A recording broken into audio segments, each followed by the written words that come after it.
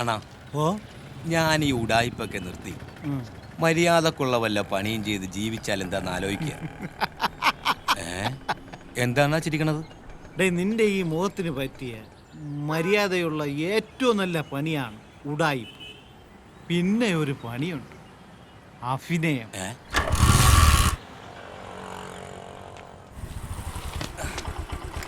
എന്താണ് ഇവിടെ? ട്രെയിൻ പോകാൻ സമയമായി.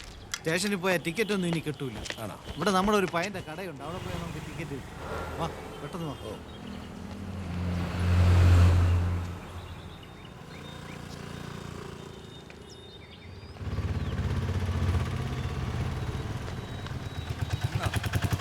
തിരുവനന്തപുരത്തേക്ക് ഇനി ട്രെയിനൊന്നും ഇല്ലെന്നാ. ഇവിടെ ജനശതാബ്ദി പോയി, ഇനി മാവേലിയേ ഉള്ളൂ.